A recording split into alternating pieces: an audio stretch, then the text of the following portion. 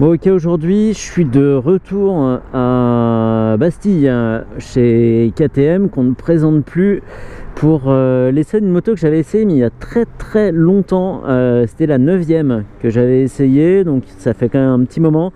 C'est la Duke 390, donc elle a un peu changé, elle s'est pas mal modernisée, elle a pris un petit peu de poids entre temps, mais c'est rien de trop important, elle reste quand même légère. 145 kg à sec, donc avec les fluides on peut rajouter une petite dizaine de kilos, ce qui reste quand même hyper raisonnable, sachant qu'elle a 44 chevaux et que tout ce poids est arrêté par un disque de 320 pincé par des étriers 4 pistons, donc ça freine fort, mais ça on le sait de toute façon. Elle est un peu plus haute de selle, je dirais, que les autres 400. On est à 83 cm, je crois, de mémoire. Mais là, avec mon 1m73, je suis bien à plat des deux pieds, tranquille, et j'ai encore les jambes un peu pliées. Donc, c'est plutôt bien foutu parce que la selle est étroite. Donc, ça écarte pas trop les jambes. Donc, ce qu'elle a gagné, alors maintenant, elle est affichée à 5 900 €. Ça peut paraître cher, mais chez KTM, tout est de... Enfin, quasiment tout. Tout est de série, on va dire. Il y a les commodes rétroéclairées, là il y a un TFT maintenant, il y a plein de choses comme ça. Là elle a un Silencio Acra, donc qui n'est pas d'origine évidemment. C'est une moto bien équipée, qui a un vrai look, c'est comme j'ai dit avec la 125 et toutes les autres, c'est vraiment des Duke mais en réduction quoi. Il y a tous les éléments stylistiques d'une Super Duke par exemple, tout ce qu'on retrouve chez KTM, mais sur une petite moto.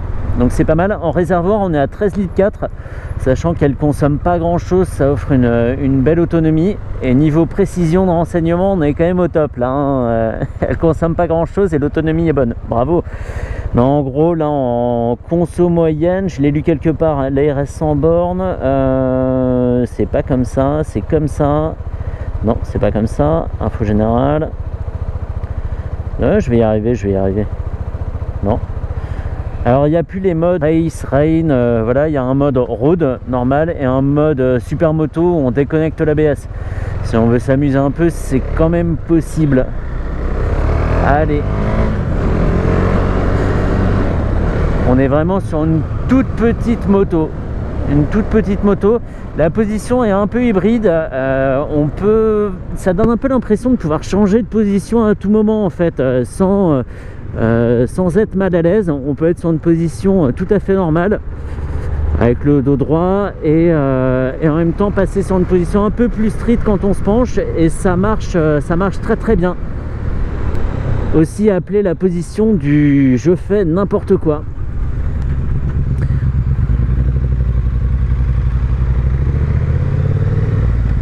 Elle est là pour le coup. Explosif, c'est le bon terme, ça a été fait pour elle. Même en 3e, là on est à 4000 tours et le mono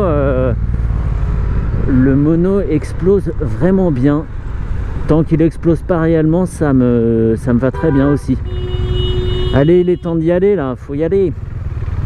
Parisien.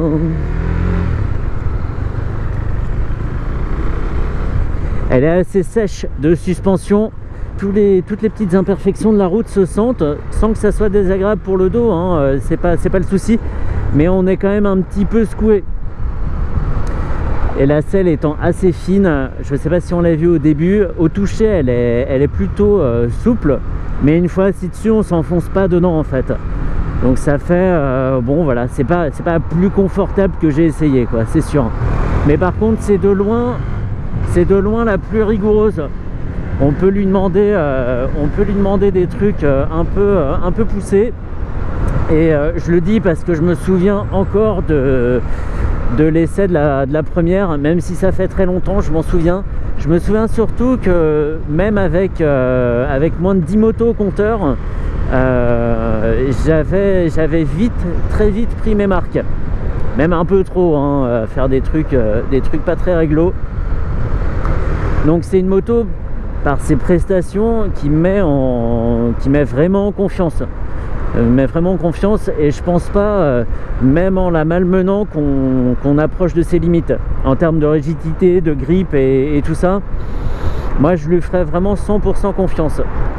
Après, comme c'est un mono, et là je le remarque, c'est pour ça que j'en parle, et ça marche toujours comme ça d'ailleurs, Là je suis un peu haut, en régime, enfin en régime non, je suis un peu bas, je suis à 4000 tours, mais en rapport je suis un peu haut, je suis en 5e. Et même si ça broute pas, ça commence à vibrer un peu. Il faudra plutôt privilégier la 4e pour cette vitesse là.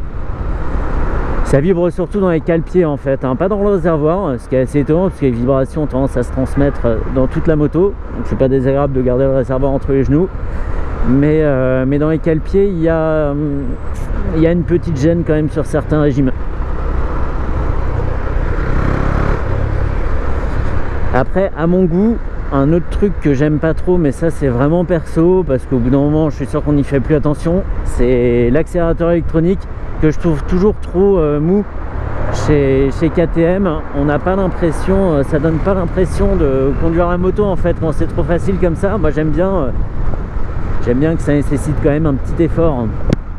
Donc voilà, qu'est-ce qu'on trouve sur cet écran, puisque bon là j'ai rien à faire devant. Un voltmètre, une autonomie, donc kilométrage restant, le trip A, trip B, et tout est en français en plus, donc c'est vraiment pas mal. On a indicateur de température, jauge à essence, régime, indicateur de rapport engagé évidemment, et je me fais coller par un type là. Donc c'est pas en 5e qu'on aura le plus de réponses évidemment, hein. On tourne et il faudra attendre que ça monte. Là on va tomber quelques rapports. J'aurais bien aimé, il y a du monde, c'est comme ça, on fera une insertion un peu musclée un peu plus tard. On va s'éloigner de lui. Pas de quick shift évidemment sur une moto de cette catégorie là, ça serait pas forcément utile. Mais en termes d'équipement, franchement, c'est toujours bien. La présentation un peu tristoun, c'est très sérieux, hein. Plastique noir, voilà.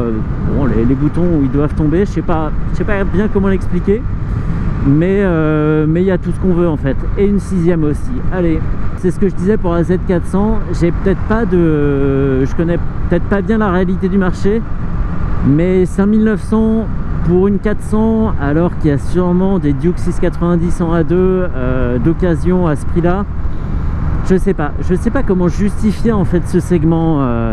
C'est un peu tôt en France peut-être pour y trouver une utilité, ou je connais pas exactement la clientèle à qui ça s'adresse, mais voilà, pourquoi pas prendre une Duke 690 en occasion, et on retombera dans le même débat qu'on a eu sur la Z400.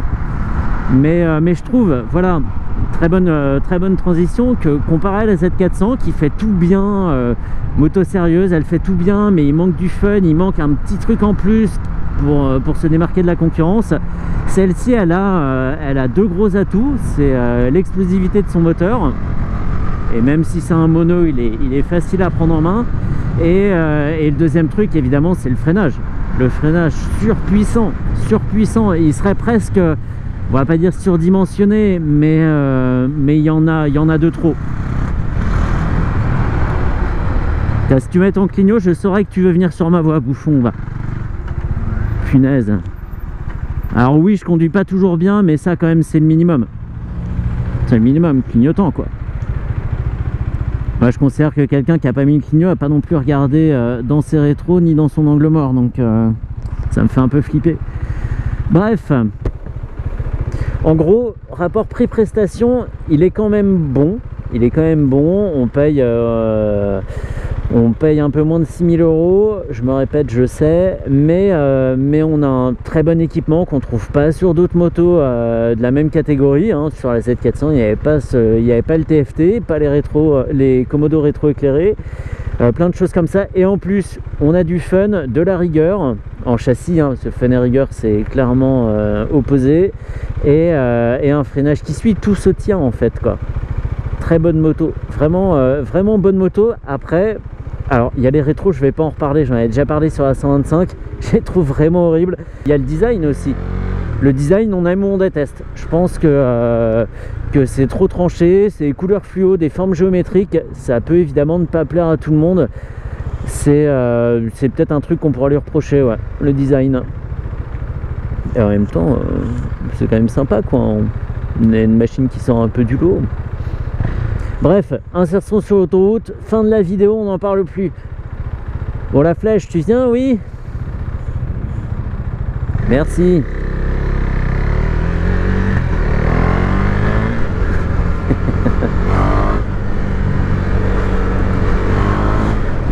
Alors c'est à partir de 6000 tours qu'on n'a plus la meilleure réponse à la poignée, hein. Ça se calme bien à ce régime là, mais avant c'est du plaisir. Allez, on va essayer de pas trop monter en rapport, on est en seconde. Putain, et là on est tranquille sur la tenue de cap. Ok. Rupteur.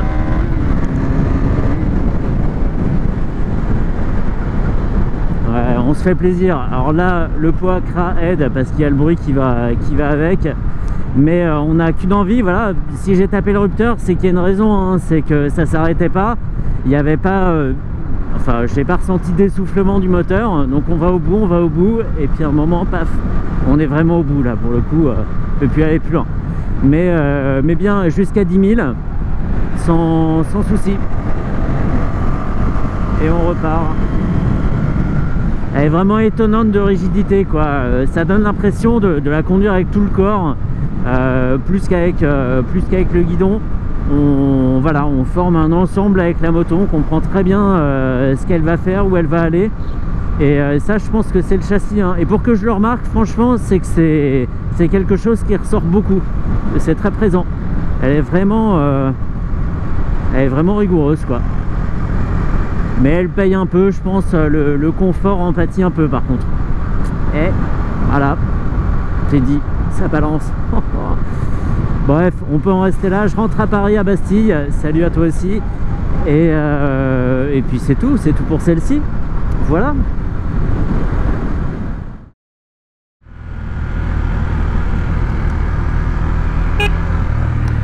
Eh ben,